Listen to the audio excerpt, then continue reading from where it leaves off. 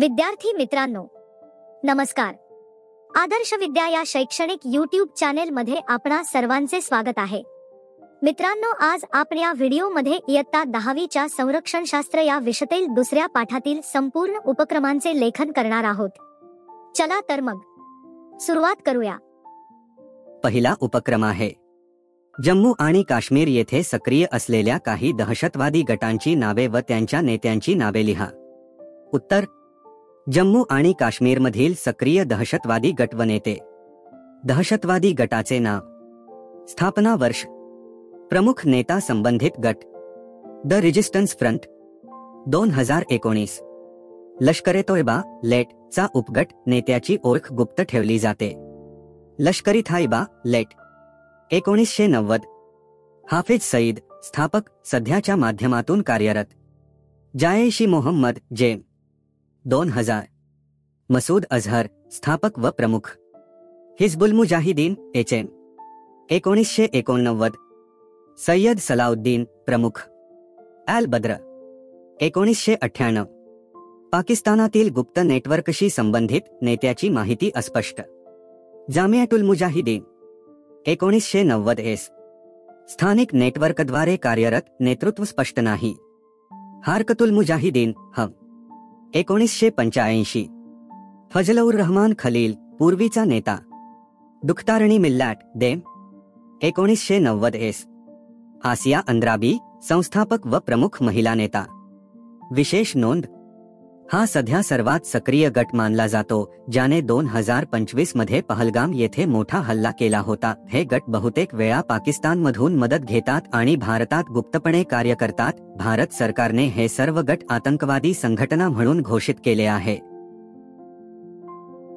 यानंतर दुसरा उपक्रम आहे भारतातील कोणत्याही दहशतवादी हल्ल्यासंबंधी वृत्तपत्रात प्रसिद्ध झालेली बातमी चिकटवा आणि वर्गात त्यावर चर्चा करा.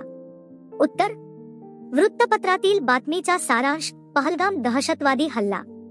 घटना: 22 एप्रिल 2025 रोजी दुपारी जम्मू आणि काश्मीरमधील बैसारन व्हॅली, पहलगाम येथे सशस्त्र दहशतवाद्यांनी पर्यटकांवर गोळीबार केला.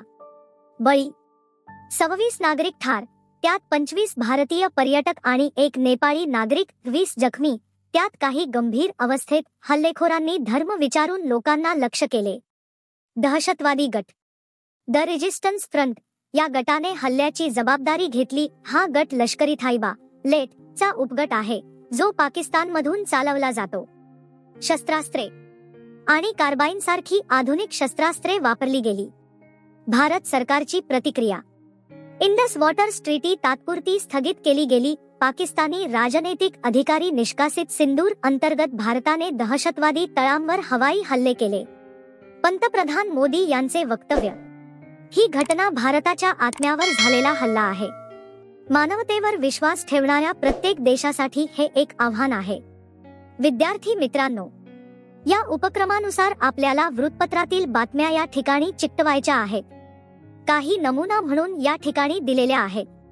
आपणही अशाच प्रकारच्या बातम्या चिकटवा. यानंतर तिसरा उपक्रम आहे भारताच्या नकाशावरील नक्षलग्रस्त प्रदेश दाखवणारा रेड कॉरिडॉर पहा. त्या रेड कॉरिडॉरमध्ये येणारे महाराष्ट्रातील जिल्हे शोधा. उत्तर: खाली भारताच्या नकाशावरील रेड कॉरिडॉर दर्शवणारी चित्रे.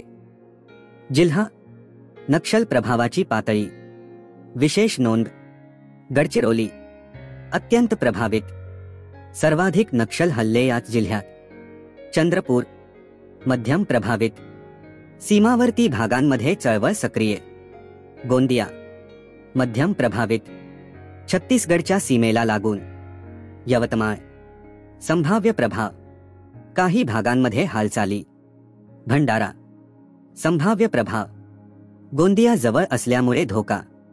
नांदेड संभाव्य प्रभाव, सीमावर्ती भागांमध्ये लक्ष ठेवण्याची गरज. रेड कॉरिडॉर म्हणजे काय? हा भारतातील एक भौगोलिक पट्टा आहे जिथे नक्षलवादी, माओवादी चळवळ सक्रिय आहे. या भागांमध्ये सामाजिक विषमता, आदिवासींचे शोषण आणि विकासाचा अभाव यामुळे नक्षलवादाला खतपाणी मिळाले आहे.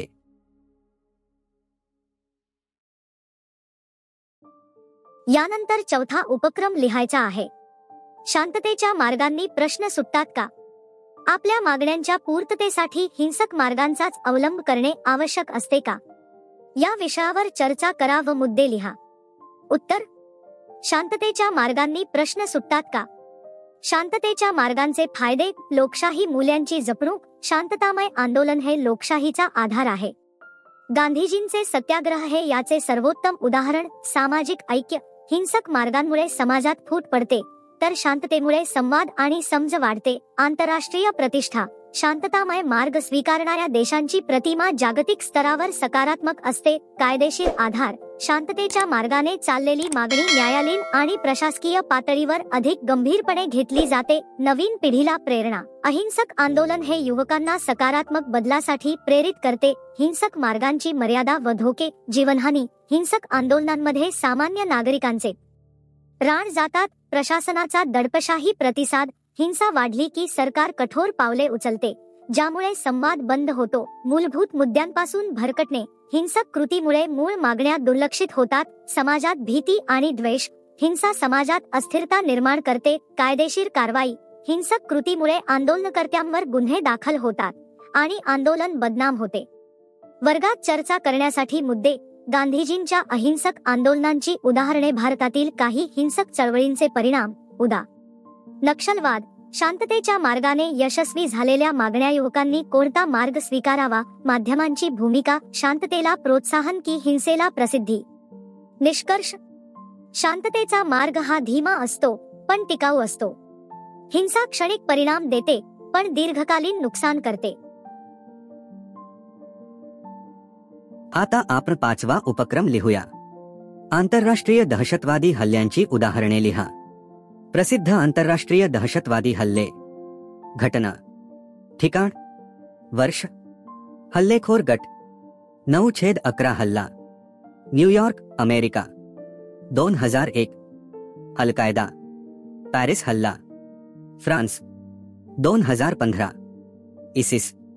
ब्रुसेल्स बॉम्बस्फोट. बेल्जियम. 2016. इसिस. बेंगाझी हल्ला. लिबिया. 2012. अज्ञात इस्लामी गट. मुंश हत्याकांड. Germany. 1972. Black September. London underground बॉम्बस्फोट. इंग्लंड. 2005. इस्लामी कट्टरपंथी. नायजेरियातील पोलीस मुख्यालय हल्ला. नायजेरिया. 2011. बोको हराम. पॅन ॲम फ्लाईट 103 बॉम्बस्फोट. स्कॉटलंड. 1988. लिबियाचा सहभाग. किंग डेव्हिड हॉटेल बॉम्बस्फोट. जेरुसलेम. 1946. इर्गुन जायनिस्ट गट. बोलोनिया रेल्वे स्टेशन बॉम्बस्फोट. इटली. 1980. उजव्या विचारसरणीचा गट. विशेष नोंद: या घटनांमुळे जागतिक सुरक्षा धोरणे, हवाई वाहतूक नियम आणि आंतरराष्ट्रीय सहकार्य यामध्ये मोठे बदल झाले. अनेक देशांनी आतंकवाद विरोधी कायदे अधिक कठोर केले आणि गुप्तचर यंत्रणा मजबूत केल्या. विद्यार्थी मित्रांनो, या पाठातील शेवटचा उपक्रम लिहूया. दहशतवादी हल्ले झाल्यास कोणत्या प्रकारची खबरदारी घ्यावी याची यादी तयार करा. उत्तर: दहशतवादी हल्ल्याच्या वेळी घ्यावयाची खबरदारी. 1. तत्काळ सुरक्षित ठिकाणी जावे. घरात असल्यास दरवाजे खिडक्या बंद कराव्यात. सार्वजनिक ठिकाणी असल्यास जमावापासून दूर जावे. शक्य असल्यास पोलीस स्टेशन किंवा संरक्षित इमारतीत आश्रय घ्यावा. 2. शांतता राखावी आणि घबराट टाळावी. घाईगडबड न करता परिस्थितीचे आकलन करावे. इतरांना शांत राहण्यास प्रोत्साहित करावे. 3. मोबाईल आणि रेडिओद्वारे अधिकृत माहिती मिळवत राहावी. सरकारी किंवा स्थानिक प्रशासनाच्या विश्वसनीय स्रोतांकडून अपडेट्स घ्यावेत. अफवा पसरवू नयेत. 4. आपत्कालीन क्रमांक लक्षात ठेवावेत. 100 पोलीस 108 आपत्कालीन वैद्यकीय सेवा स्थानिक आपत्ती व्यवस्थापन केंद्राचा क्रमांक. 5. कुटुंबीय आणि मित्रांशी संपर्क ठेवावा. सुरक्षित असल्याची माहिती द्यावी. शक्य असल्यास एकत्र राहावे. 6. संदिग्ध वस्तू किंवा व्यक्ती दिसल्यास त्वरित माहिती द्यावी. संशयास्पद बॅग, वाहन किंवा व्यक्ती दिसल्यास पोलिसांना कळवावे. स्वतः तपासण्याचा प्रयत्न करू नये. 7. आपत्कालीन किट तयार ठेवावा. टॉर्च, बॅटरी, पाणी, प्राथमिक उपचार पेटी, ओळखपत्र आणि मोबाईल चार्जर. 8. शाळा आणि संस्थांमध्ये सराव प्रशिक्षण घ्यावे, मॉक ड्रिलचा भाग व्हावा, विद्यार्थ्यांना सुरक्षिततेचे नियम शिकवावेत. 9. स्थानिक स्वयंसेवी संस्था किंवा नागरिक समित्यांशी संपर्क ठेवावा, मदत कार्यात सहभागी व्हावे, इतरांना मार्गदर्शन करावे. 10. हल्ल्यानंतर मानसिक आधार द्यावा, मुलांशी संवाद साधावा, गरज असल्यास समुपदेशकांची मदत घ्यावी.